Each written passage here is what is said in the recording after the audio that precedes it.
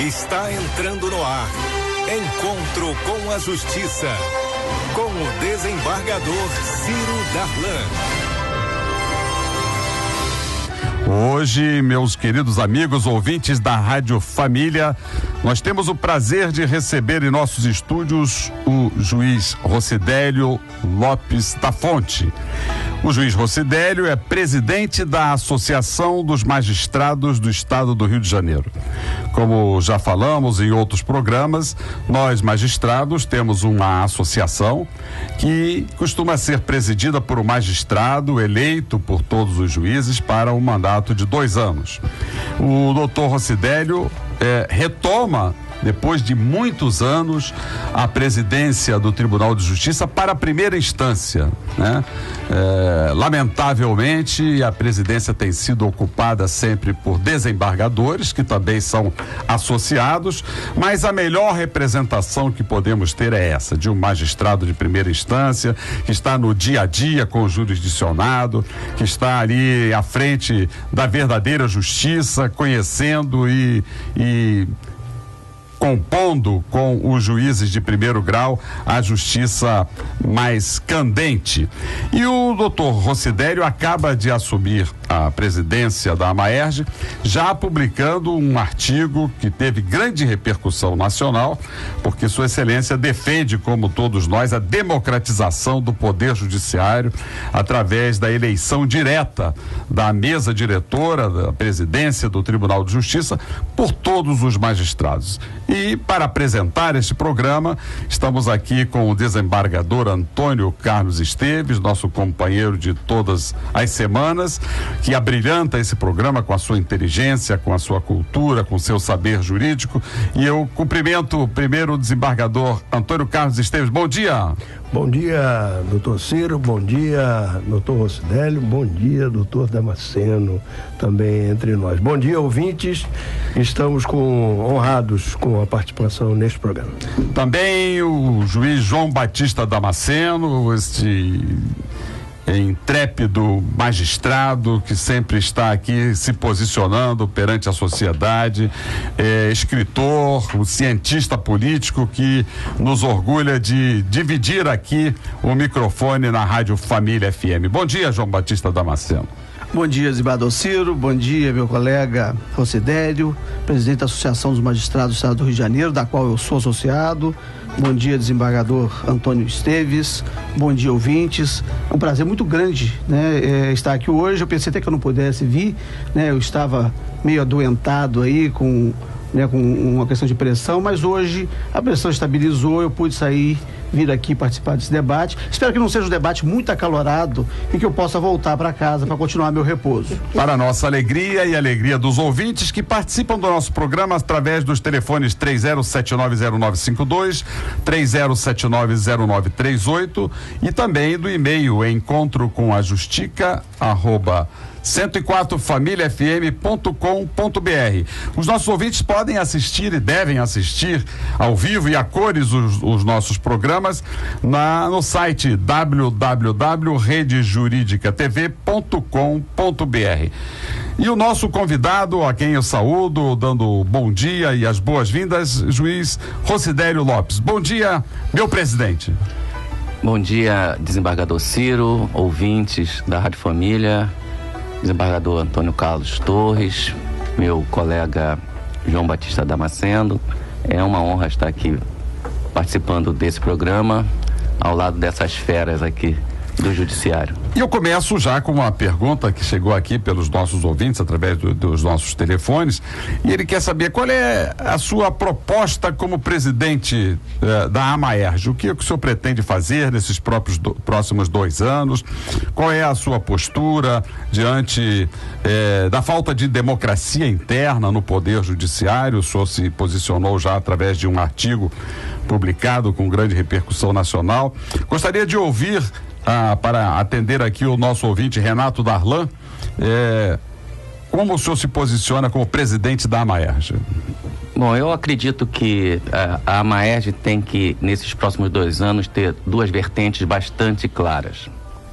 A primeira é de cunho institucional, que é a luta de todos os magistrados brasileiros pela democratização interna dos tribunais estaduais, trabalhistas e federais, pela eleição direta a todos os cargos de direção, assim como participação efetiva em todas as comissões, privilegiando a participação intensa no primeiro grau de jurisdição.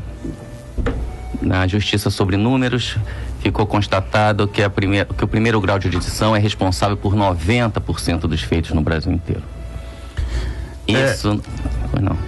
Só para que o nosso ouvinte entenda melhor, queridos ouvintes que nos acompanham aqui no programa Encontro com a Justiça, atualmente nós somos aproximadamente 1.000 juízes do estado do Rio de Janeiro, 180 desembargadores, portanto, apenas pouco mais de 10% dos magistrados votam, escolhem. E por isso, nós desembargadores, e eu falo como desembargador, nós temos o melhor tratamento, nós temos uma belíssima assessoria, nós temos excelentes gabinetes, nós temos carro com motorista, nós temos todas as condições de trabalho. Ao contrário, 90% dos magistrados que decidem 90% das causas, aqui estamos falando do Rio de Janeiro, eles não têm voto. E, portanto, são sempre relegados no orçamento, na administração pública, a um segundo grau de prioridade. E nós queremos inverter isso. Não é isso que o senhor defende, doutor Rossidélio? Na verdade, esse é a principal luta, não só dos juízes do Rio de Janeiro, mas dos juízes do Brasil inteiro. Nós tivemos um encontro em Brasília no início dessa semana, segunda e terça-feira, uma audiência pública do Conselho Nacional de Justiça para buscar alternativas de se privilegiar o primeiro grau de jurisdição. Os juízes que estão lá no front, lá na relação direta com os jurisdicionados. Então, essa vertente da Maerj, ela é principal.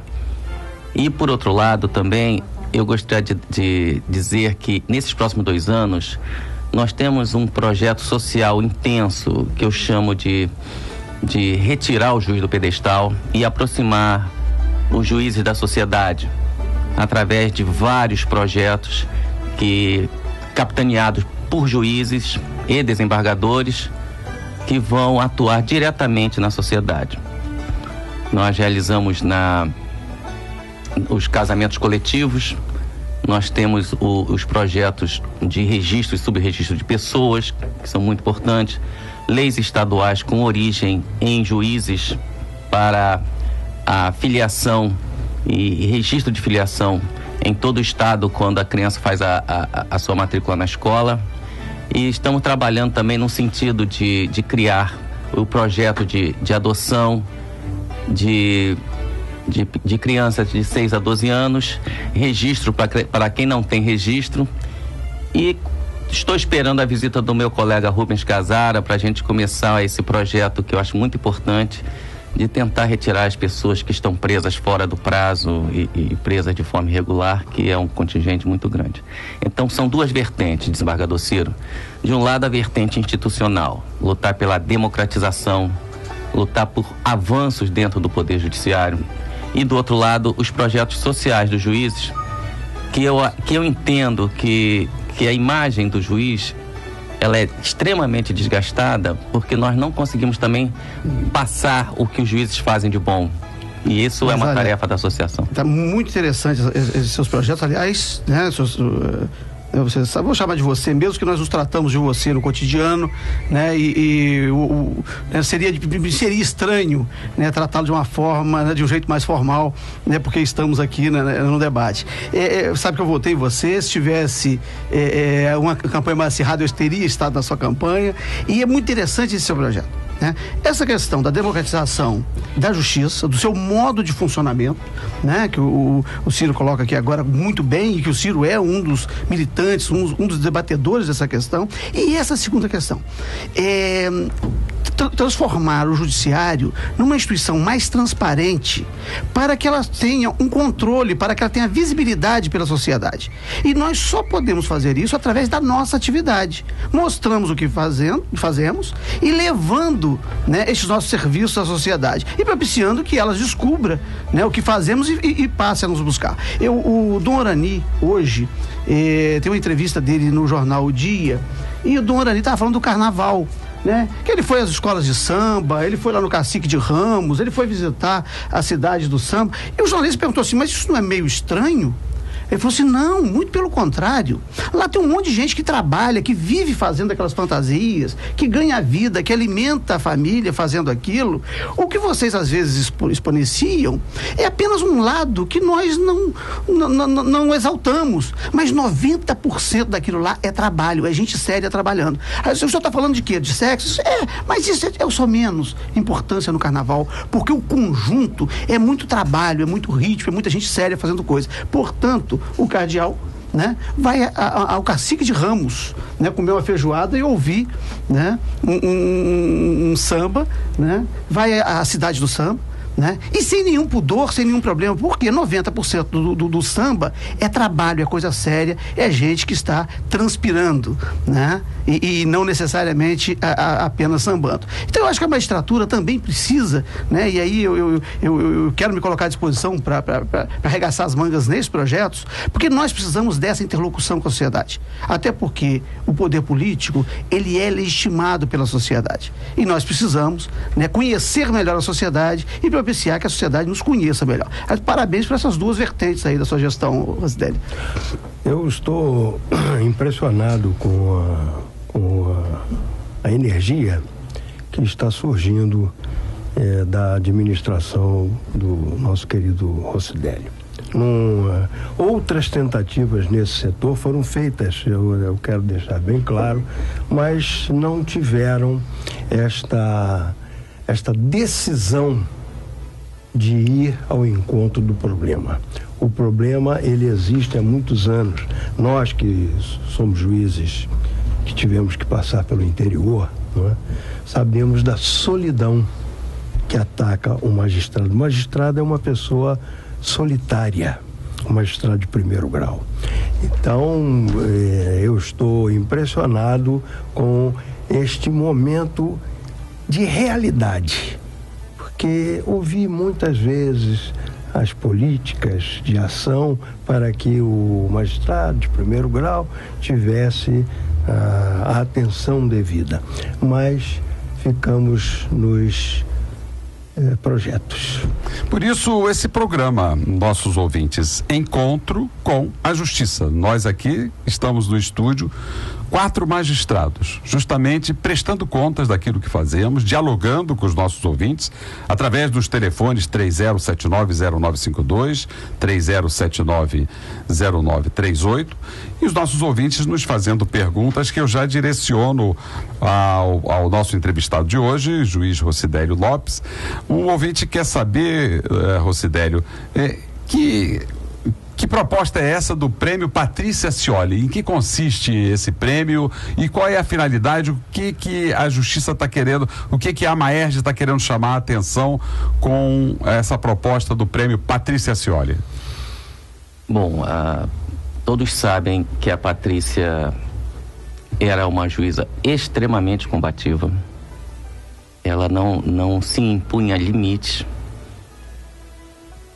Uma pessoa completamente voltada para a sua profissão, para o seu trabalho, desde defensora, ela foi defensora pública, e esse interromper repentino da vida da Patrícia no exercício do seu trabalho como juíza chama a atenção de todos sobre o grau de dificuldade de se viver numa cidade como o Rio de Janeiro, no grande Rio de Janeiro, essa violência que não tem limite, que ultrapassa qualquer barreira.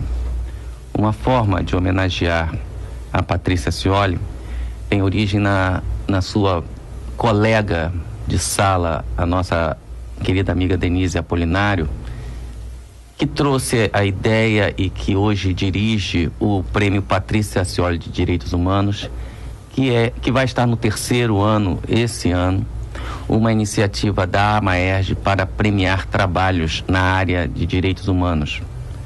O Prêmio Patrícia Acioli, ele está florescendo, Ciro. Ele está crescendo cada ano e cada dia mais, com a participação efetiva dos estudantes da escola pública, com a participação efetiva da sociedade organizada.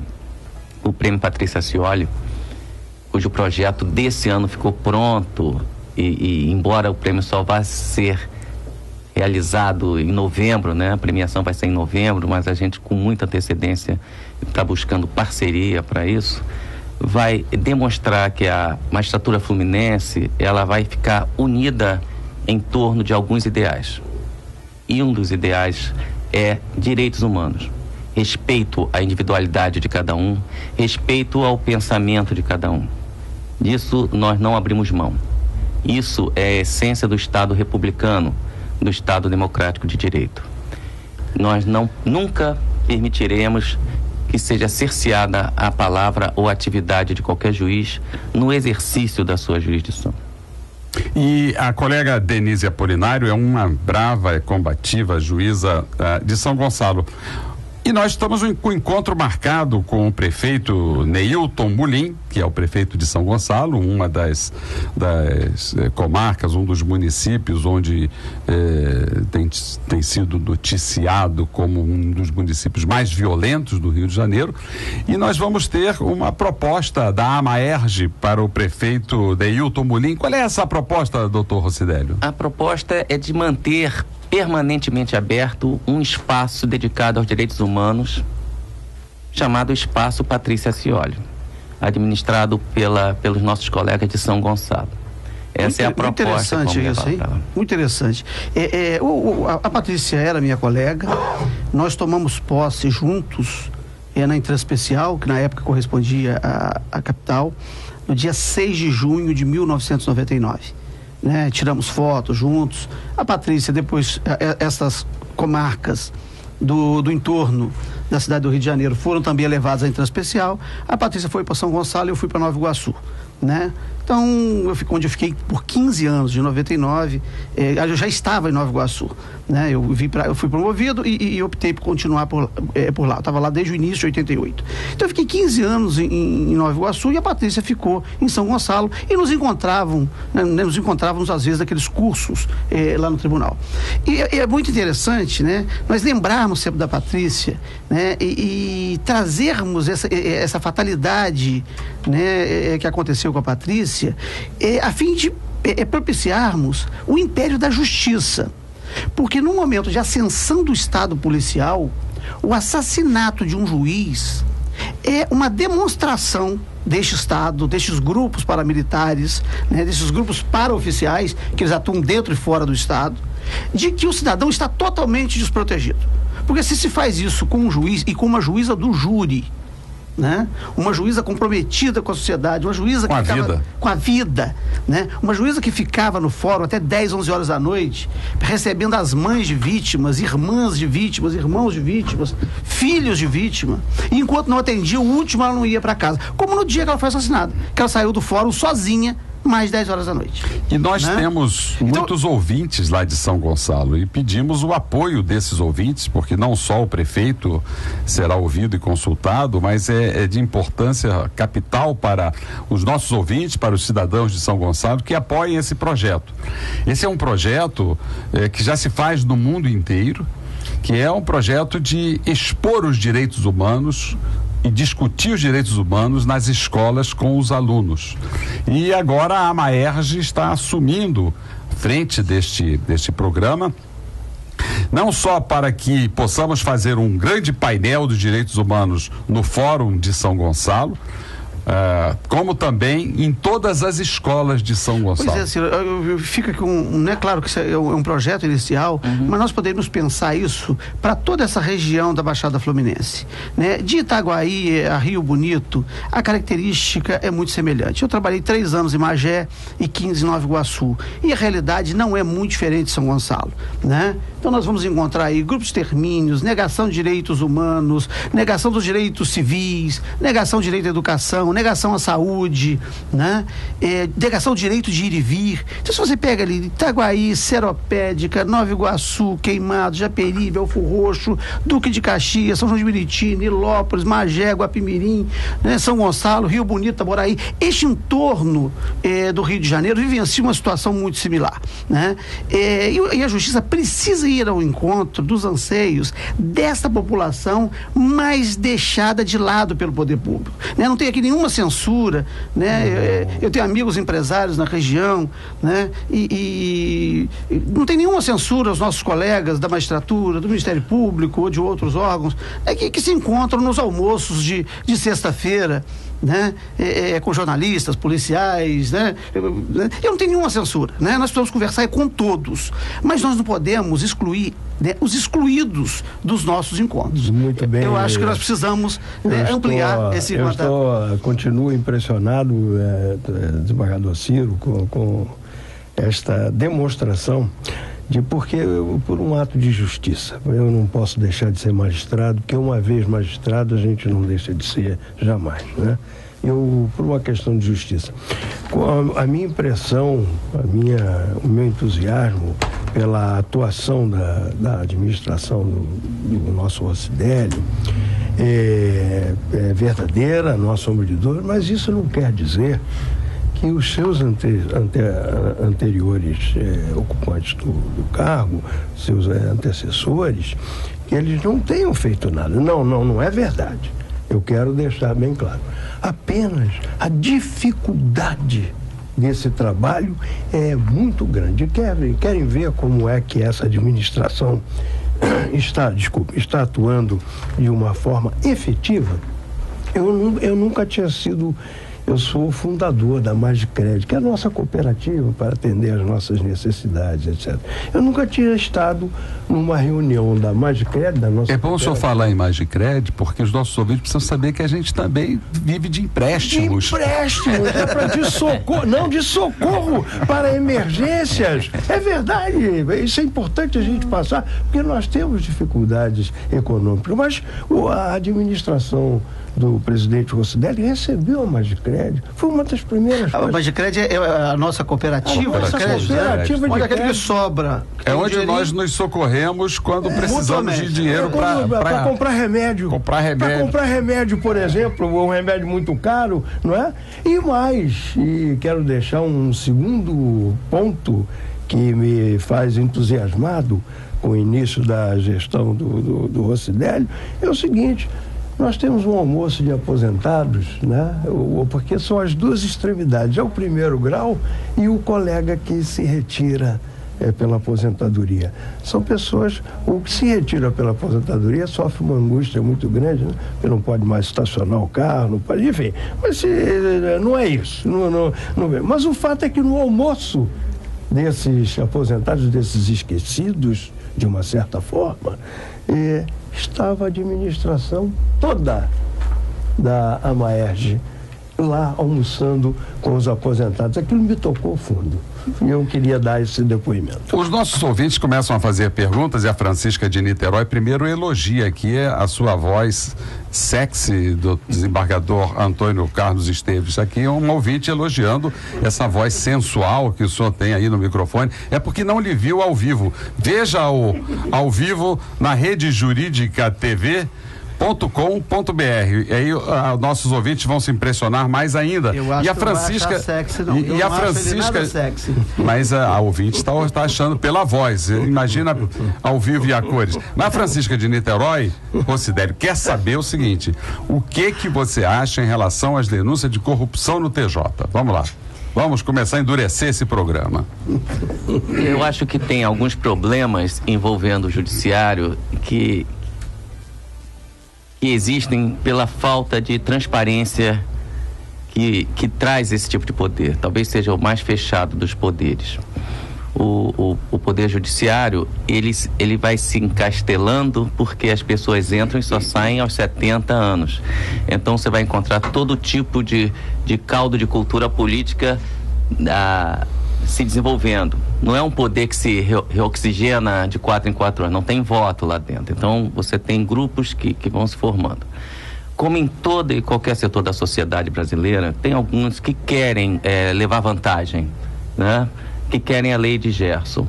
E isso se dá principalmente quando não há mobilização política dentro das suas organizações, das suas entidades políticas, né? O judiciário faz política através da sua associação. Quando você retira da associação o poder de fazer política e você começa a fazer uma política dentro da própria gestão administrativa, a coisa complica-se, você sabe disso. Então, nós nunca vamos compactuar com qualquer tipo de corrupção envolvendo o judiciário ou seus componentes. Agora, há que se ter em mente que o judiciário não é imune como qualquer outro poder. As pessoas não colocam a toga e viram santos. Mas na realidade... Não são anjos nem demônios. Nem demônios. São seres humanos sujeitos aos mesmos erros. Aos mesmos erros. Se não subordinados a controle, se não... os mecanismos de controle da democracia. O que isso traz como consequência, o João Batista? O que traz como consequência é que a exceção acaba virando a regra. Se você tem 500 juízes que trabalham duro no dia a dia, isso não se sobressai, porque isso é obrigação. Mas se tem 1 ou 2 que começam a fazer besteiras, aí estoura a notícia e respinga para todos os juízes, porque é uma carreira de Estado, são agentes políticos. O juiz, ele não tem que ser honesto só, ele tem que ser honesto e parecer honesto, né? Mulher de César. E essa coisa a gente tem que levar até o final, porque a sociedade espera que o juiz seja assim. Mas eu acho muito bom ainda que quando um único caso se transforma em escândalo. Porque isso demonstra que a sociedade tem uma esperança, né, de que a justiça funcione com tomando o belo, o justo e o bom como parâmetro. Mas este enfoque, Damasceno, ele não é exponenciado. O único caso se transforma a regra para a opinião pública. Era preciso que nós exponenciássemos este ponto. É verdade, mas nós temos uma questão aqui que eu acho que exponencia, que exponencia essa questão, que é a questão da democratização da mídia. A mídia transforma às vezes um fato, as empresas de comunicação transformam um pequeno fato como se fosse todo o funcionamento da instituição. Exato. Mas isso aí nós podemos fazer um outro debate sobre isso. Algumas notícias sobre o Tribunal de Justiça do Rio de Janeiro, já que esse é um programa Encontro com a Justiça. O Tribunal de Justiça recebeu esta semana, o juiz do Tribunal do Júri, o terceiro Tribunal do Júri, recebeu a denúncia dos envolvidos na morte do cinegrafista Santiago Andrade. E também o TJ participa de uma reunião sobre o câncer e a judicialização do acesso à saúde, que será tema de um programa que nós agendaremos sobre os planos de saúde. Também o Tribunal de Justiça entregou já os atos de nomeação aos novos servidores. A presidente do tribunal, Leila Mariano, chamou vários servidores concursados, cujo concurso lamentavelmente já vai se esgotar agora o prazo de validade no mês de maio, mas ainda assim a presidente chamou e já entregou os atos de nomeação aos novos servidores. Uma novidade, né, na nossa jurisprudência é que devedor de pensão alimentícia poderá ter seu nome inscrito em cadastros restritivos de crédito. E o Departamento de Distribuição do Poder Judiciário do Rio é certificado pela excelência nos seus serviços. Ainda foi aberto já um novo edital de concurso para a magistratura fluminense, que vai ser publicado agora no início do mês de março, logo depois do carnaval.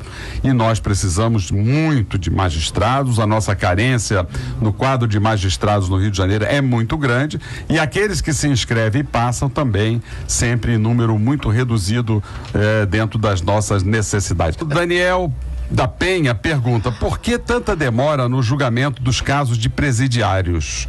Esse é um tema, doutor Rossidélio, que o senhor deveria também se debruçar, pensar. Aliás, o senhor já anunciou aqui que vai ter uma reunião com o doutor Rubens Casara, que é um homem dessa área, do homem dos direitos humanos, e ele diz assim: ele tem um primo que está preso há 8 meses e ainda não foi julgado. Na cadeia não existe direitos humanos? É o que Daniel da Penha está perguntando. Ele tem toda a razão. É uma preocupação minha, é uma preocupação constante de vários setores da sociedade, tenho certeza que do Damasceno também, do Antônio Carlos, e nós precisamos criar uma força-tarefa capitaneada pela associação, com os setores do executivo, para não deixar as pessoas presas além de um dia da sua pena. A dificuldade de se conseguir advogados para muitos desses presos tem que ser suprida com um convênio nosso com a Defensoria Pública, e nós temos que tirar esse povo da cadeia. Concordo completamente com o ouvinte Daniel. E para deixar um complemento, presidente, eu quero dizer, um dia depois da pena já é ruim. O pior é um dia antes da condenação. Pois é, esta é a questão. O Brasil é o 4º país que mais encarcera no mundo. O primeiro lugar são os Estados Unidos, depois a Rússia, depois a China e depois é o Brasil. É o 4º país que mais encarcera no mundo. Aí assim, mas esses países são todos muito populosos. Então não, né? Porque quando vai estabelecer essa relação preso-população, o Brasil pula para 3º lugar. E aí tem um dado alarmante. Metade destes presos são presos provisórios. Presos que, se não tivessem o julgamento, se recebessem a sentença no momento da prisão, eles iriam para o regime aberto ou semiaberto, ou para uma suspensão, né, de pena. Então a pessoa fica presa por uma causa, sem condenação, por uma causa que ela não ficará presa quando sentenciada. Então tem uma gravidade muito acentuada dessa questão, que é a do preso provisório. Se nós estamos condenando muito, e já somos proporcionalmente o 3º país que mais encarcera no mundo, né? Isso tem uma gravidade quando se encarcera sem a sentença, se encarcera provisoriamente. E este caso dos meninos aí, né, que deve ser responsabilizado por terem lançado um rojão publicamente em direção a quem quer que seja, né, assumindo o risco, né, dessa ocorrência, né? E aí não vou nem entrar na questão se é um dolo eventual ou se é um homicídio culposo, que talvez seja culposo, talvez eles quisessem muito mais fazer o estardalhaço que efetivamente matar, né? Mas uma pessoa que se apresenta não tem fundamento para ficar presa, né? Preso, os pressupostos da prisão, né, é para garantir a execução da lei penal, garantir a ordem pública. Quem se apresenta não está fugindo da execução da lei penal. Então nós temos uma sanha, né, prisional, que transforma o Brasil no 3º país que mais encarcera proporcionalmente a sua população. E nós sabemos, senhores componentes da mesa, senhores ouvintes, nós estamos falando para o povo. Isso é muito importante. A clientela desse encarceramento são pessoas já conhecidas. É o preto, é o pobre, é a prostituta. E o morador de periferia, né? Não, e necessariamente morador de periferia. Aliás, esse será um tema de debates aqui no nosso programa, porque nós já convidamos o secretário do Sistema Penitenciário, doutor Rubens, César Rubens, e ele já se comprometeu em agendar um dia para vir aqui debater com os ouvintes e com os nossos debatedores. E a propósito do que o Antônio Carlos falou, nós estamos promovendo no dia 14 de abril, às 9 horas, no auditório da AMAERJ, um debate sobre racismo no esporte. A propósito dos grandes eventos esportivos, nós estamos trazendo um professor de Harvard, do professor N. Jeremy Duru, que é um especialista e combate o racismo no esporte nos Estados Unidos e que vai nos brindar com uma excelente conferência. Todos os nossos ouvintes já estão convidados. E a Sandra, lá de Copacabana, pergunta ao Rossidélio, diz assim: o doutor Damasceno declarou aqui que votou em favor do senhor. Votou por quê? Como é que isso funciona? Os juízes votam? Existe eleição no judiciário? Vamos esclarecer melhor essa questão das eleições para a Maerge e as desejadas eleições para a administração do tribunal. Qual é a diferença? Que é isso que a Sandra de Copacabana quer saber. Ô Sandra, o doutor Damasceno não só votou em mim, como muita gente no tribunal queria que ele fosse meu vice-presidente, na verdade. É verdade. As eleições diretas são para a associação, a representação política dos juízes, e não guarda relação com a eleição para os cargos da administração do tribunal, que é uma outra coisa completamente diferente. Essas eleições, que eu tive a honra de contar com o voto, não só do Damasceno, mas do meu amigo Ciro Darlan também, ela se dá a nível associativo, restrito à associação. O Tribunal de Justiça anuncia que nós vamos sambar também. Nós temos plantão judiciário no Sambódromo. É um plantão judiciário que funciona sempre nos grandes eventos, como nas partidas de futebol e nos grandes eventos que o Rio está sediando. Então nós teremos um plantão de magistrados, por isso nós dissemos sempre que a justiça nunca fecha e está sempre procurando se aproximar da população para pequenos conflitos, para pequenos delitos que há já na altura do Sambódromo, e os juízes já estarão ali para delinear e para solucionar o conflito de uma forma mais segura. Também anunciando que o delegado que foi ouvido nessa questão do Amarildo, ele fez uma revelação muito interessante, que ele está chefiando as diligências, e que já é de conhecimento de muita gente. Amarildo não é o único. Ele diz assim: olha, existem outros Amarildos por aí, tem muita gente que a polícia está dando fim, está tendo sumiço. E isso foi dito com a autoridade de um delegado, doutor Rivaldo, que foi inclusive cotado para ser o chefe de Polícia Civil. Tástima que não tenha sido escolhido, sem nenhum desdouro para o atual chefe da Polícia Civil, mas o doutor Rivaldo, um homem corajoso e que teve o bom senso de enfrentar esse problema dentro da sua casa. A polícia, não a civil apenas, mas sobretudo a militar, tem feito de operários, pobres, favelados, vítimas que desaparecem e que viram estatística. Então, muito importante essa declaração do delegado Rivaldo. Aliás, o doutor Rivaldo foi quem? O doutor Rivaldo Barbosa foi quem presidiu e concluiu o inquérito do desaparecimento do Amarildo, né? E esse Amarildo é o Amarildo que tem nome, né? Porque os outros nós não sabemos o nome, os nomes. Da Fiocruz, o empregado da Fiocruz, todo mundo esqueceu o nome dele. E ele desapareceu. Não, mas todos os dias desaparece. Aliás, diminuem os índices de autos de resistência e confronto, né? Morte em confronto, e aumentam os números dos desaparecidos. E ele chegou às mesmas conclusões, né, que suspeitava o delegado Orlando Zacconi, quando não pediu a prisão da Beth para montar aquela farsa, tal como a farsa do Rio Centro, né? Pedia a prisão da Beth para dizer que tanto esposa quanto desaparecido estariam envolvidos com o tráfico. Então o doutor Rivaldo merece parabéns, o doutor Zacconi, né, que foi quem primeiro levantou a questão, e merece sobretudo os parabéns por estar agora colocando essa segunda questão. Não é só o Amarildo, há também os outros Amarildos. E ele colocou isso agora na justiça, quer dizer, no seu depoimento perante o juiz, ele declarou isso. Isso é de uma gravidade tamanha que impõe que o Ministério Público saia da sua cadeirinha e passe a investigar a morte, o desaparecimento de outros Amarildos. E que o governo do estado repense a sua política de segurança. Não dá para o secretário continuar mantendo essa política de segurança, o governador manter essa política de segurança, quando se sabe que ela é nefasta, né, para os setores excluídos da sociedade. A Sônia de Pilares, ela tem aqui uma verdadeira petição inicial. Petição inicial é a petição que começa um processo, mas em respeito a todos os nossos ouvintes, nós aqui não censuramos nada, tudo que os ouvintes colocam, nós vamos fazer aqui a pergunta ao nosso convidado, doutor Rosidério. Ela diz que fez um empréstimo consignado em 2001 pela Caixa Econômica.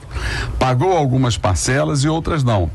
Um tempo depois entraram em contato com ela dizendo que a conta estava encerrada e que não devia mais nada. Neste ano foi novamente à Caixa e abriu uma nova conta. Quando foi depositar o pagamento, foi coagida pelo gerente a negociar o pagamento da dívida que disseram que não existia mais. A dívida foi parcelada. No mês passado, ficou doente e não pôde pagar a parcela. Dona Sônia, a senhora está deixando muito de pagar as suas obrigações. Neste mês, o valor foi debitado em dobro. As parcelas estão pagas, mas sempre bloqueia o cartão dela e passa muita vergonha com isso. Ela pode fazer alguma coisa a respeito? Muito bem, a colocação está interessante, estamos todos ouvindo com atenção e repetindo no ar. Isso é muito importante. Agora, desembargador Ciro e meus colegas, ouvimos o fato, por um lado, mas nós magistrados temos um veso terrível, sem ouvir, sem dar oportunidade de ouvir o que diz o lado contrário. Eu confesso que não me sinto à vontade para ajudar a dona Sônia, a não ser dizendo o seguinte: dona Sônia, ouvimos com toda atenção, estamos reproduzindo o que a senhora disse, e se porventura o órgão que está trazendo esse desconforto à senhora não tiver uma explicação, aí sim. Então, em breve, dona Sônia, eu poderei dizer o que vai acontecer. E ingresse, dona Sônia, na justiça. Se a senhora não tiver condições de contratar um advogado, procure a Defensoria Pública, que a senhora tem todo o direito, a gratuidade na justiça, e ingresse contra a Caixa Econômica para verificar se a justiça reconhece ou não que a senhora faz jus a danos morais pelo constrangimento que a senhora sofreu. Então, diante dessa sua petição inicial, o nosso despacho é esse. E o Azevedo de Irajá pergunta aqui, doutor Rossidélio, por que os juízes não instituem? É bom a gente esclarecer, porque às vezes os ouvintes pensam que nós somos seres todos poderosos e nós temos a nossa limitação constitucional. Então, por que os juízes não instituem uma ordem que faça com que todos os presos trabalhem? A ideia é boa. A ideia é interessante, né? Que até poderia produzir e ganhar um salário. Aliás, é direito do preso, direito né? Do trabalhar. Fazer isso.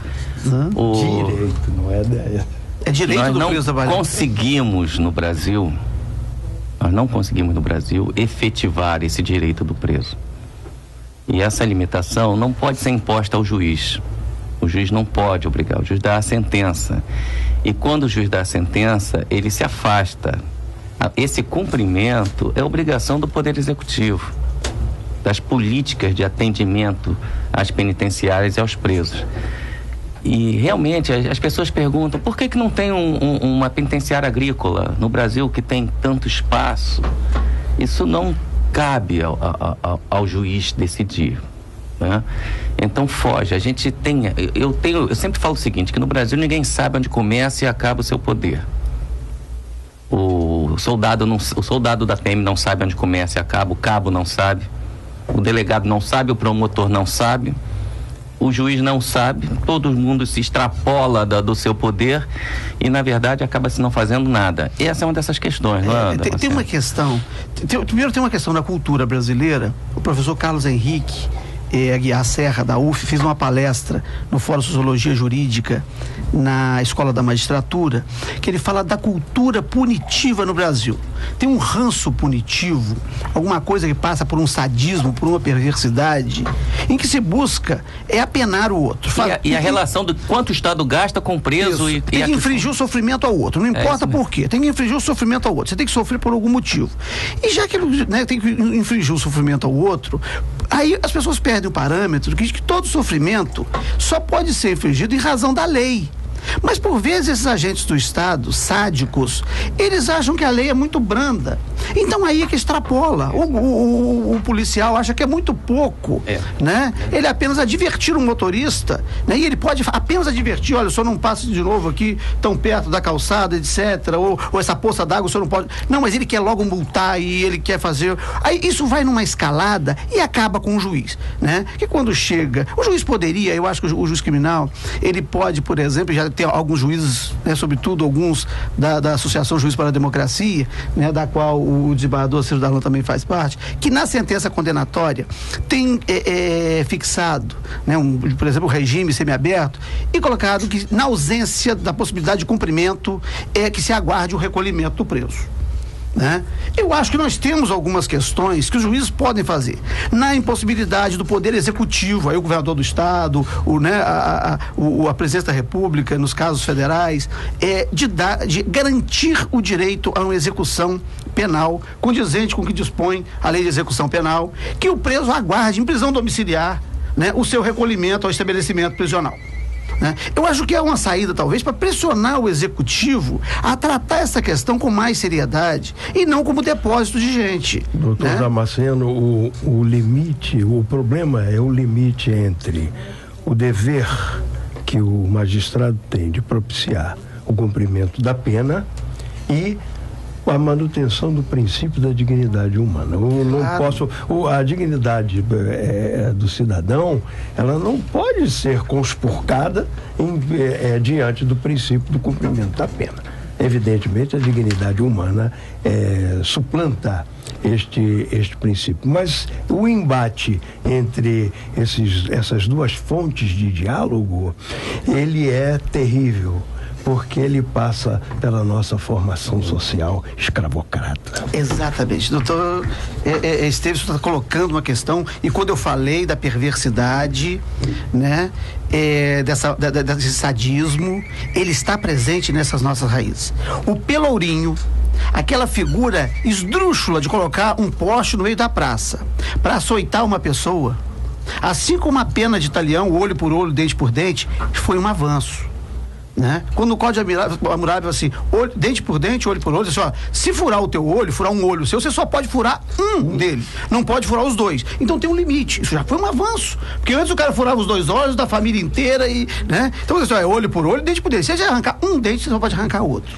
Quando se instituiu o pelourinho, que é a perversidade, foi uma tentativa do poder público de acabar com a violência que ocorria dentro das fazendas, dentro das casas, acabar com a violência doméstica contra o escravo. Não, se o seu escravo cometeu uma falta, você tem que submeter essa falta a um agente público, ele vai dizer quantas chibatadas ele merece, e você vai pagar por cada chibatada, e um agente público vai aplicá-la. Você não pode fazê-la mais. Então veja o seguinte, mesmo essa perversidade do pelourinho já foi uma tentativa de conter o sadismo. Mas lamentavelmente a lei é ideal, a realidade, né, social é que é concreta, e o sadismo continua acontecendo e continua até hoje. Nós acabamos debatendo aqui sempre, os ouvintes é que direcionam o nosso debate. Falamos quase metade do programa sobre a questão do preso, do presidiário, quando o nosso convidado é o presidente da AMAERJ, doutor Rosidélio Lopes, e que nosso objetivo é que ele fale mais sobre a sua proposta de administração. Mas nós somos conduzidos pelos nossos ouvintes, e as perguntas dos nossos ouvintes nós não fugimos.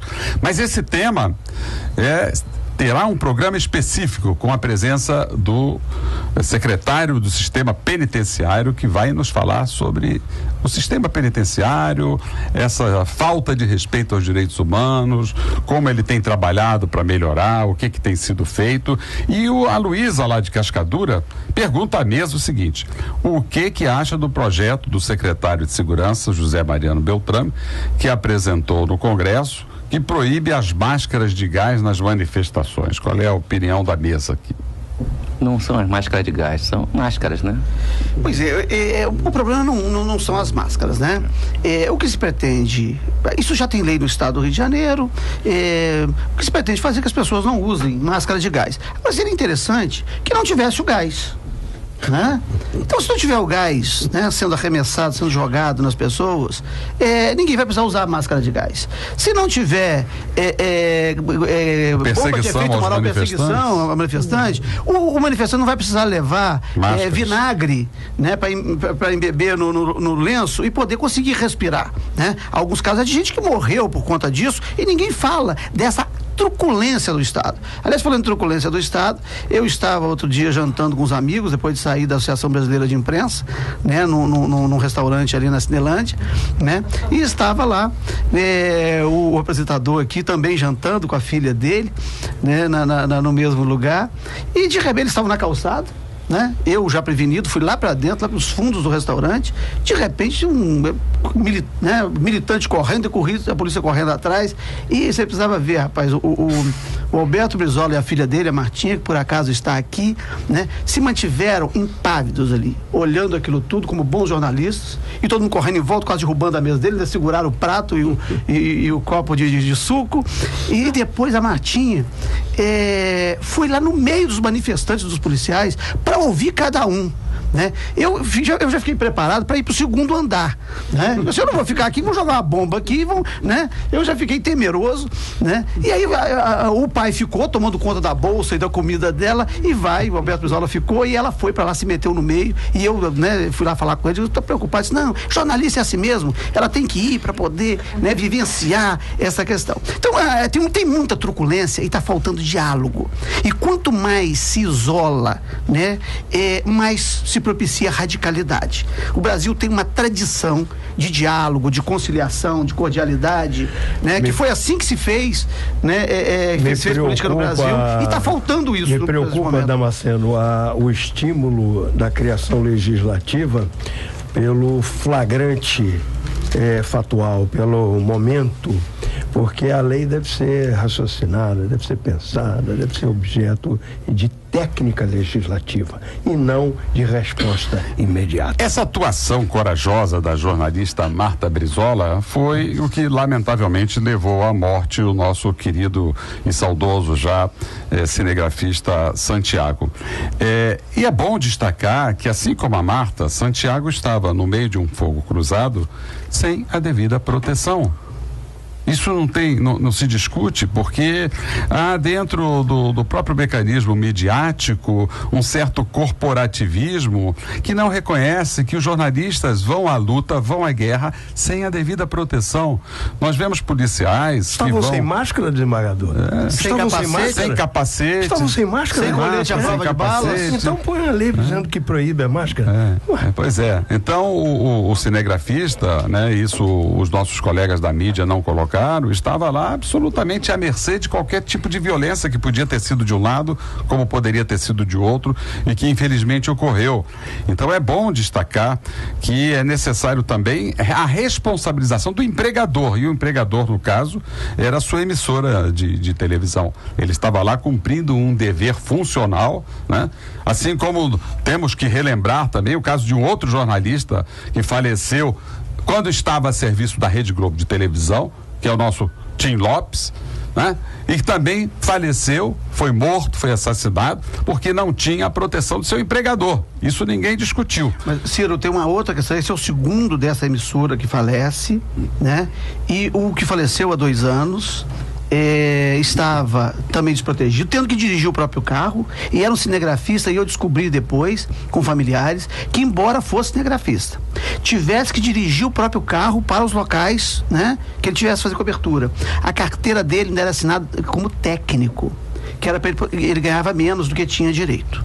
Então a precariedade hoje dos empregados das empresas de comunicação, seja ele, né, jornalista do nível que for, é algo que também merece atenção, né? Numa situação daquela ali, né, o Santiago não poderia estar fazendo aquela, nem dirigindo o próprio carro, né, que ele não é motorista. Se é cinegrafista, não é motorista, né? Ele tinha que ter um motorista para ajudá-lo a chegar e sair dos lugares. E a segunda, ele tinha que ter o equipamento de proteção individual, né? Isso é obrigatório, e as empresas de comunicação, de rádio, de televisão, né, de revista, de jornal, tem que começar a pensar, né, em proteger os seus empregados, para não ficar depois, né, colocando a culpa em terceiros, né, ainda que a tenha, né, e se irresponsabilizando da sua parcela. Não excluir a sua parte. E nós traremos nos nossos próximos programas o secretário de Sistema Penitenciário, César Rubens.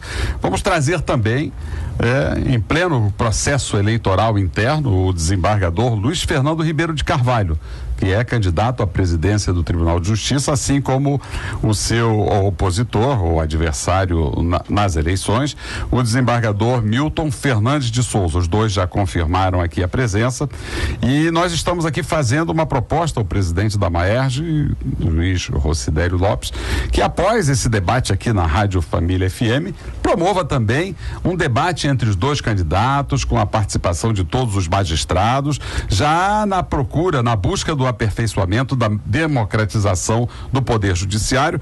E eu dou a palavra agora ao nosso convidado, doutor Rossidélio, para suas despedidas. O meu amigo Ciro Darlan, a proposta está aceita. Eu quero aproveitar a oportunidade, agradecer o convite para estar aqui na Rádio Família e dizer que a gente vai no Brasil inteiro e a gente fala o nome Ciro Darlan, todo mundo identifica como juiz de menores do Rio de Janeiro. Eu acho que depois de Ciro Monteiro foi o Ciro que mais fez sucesso. E ele vai nessa ser sempre cidade. juiz, né? Mas ele não. Esse desembargador não é aquele que é o juiz das crianças, ele é o juiz mesmo. E o Ciro é aquele juiz que se desgarrou para a sociedade, para suas causas de forma individualizada, e por isso é reconhecido. Alguns te crucificam e outros reconhecem teu trabalho, Ciro. Eu quero dizer o seguinte, que a minha intenção na Maerj é que a gente tenha vários Ciros Darlans na sociedade, avançando. Eu sou discípulo dele, espaço. Você ainda vai correr alguns quilômetros para chegar a Ciro Darlan, não é verdade? Vai ter alguns quilômetros para chegar a Ciro Darlan. E dizer que eu gosto muito de ser juiz de direito, eu acho uma carreira bonita, nós temos orgulho de ser juiz de direito, mas hoje o juiz de direito já não é o que foi um dia, por culpa nossa também dos próprios juízes, né? E por culpa da pressão do excesso de demanda. Então, hoje em dia o garoto sai da faculdade, ele já não pensa em ser juiz de direito, ele quer ser um procurador do município, procurador da república. Agora a moda é ser procurador do meio ambiente, isso é o máximo, né? Mas o juiz é o agente político que faz parte do tripé democrático do Estado republicano. Então, o fortalecer e valorizar o juiz é valorizar uma sociedade justa e democrática. Agradecendo a participação dos nossos convidados e também dos nossos ouvintes, participação brilhante dos nossos ouvintes, com perguntas e interações, eu sigo aqui batendo aqui minha caixinha de fósforo, como fazia o Ciro Monteiro, na nossa caixinha aqui do microfone da Rádio Família FM. Boa tarde a todos, amigos. Você acabou de ouvir Encontro com a Justiça, com o desembargador Ciro Darlan.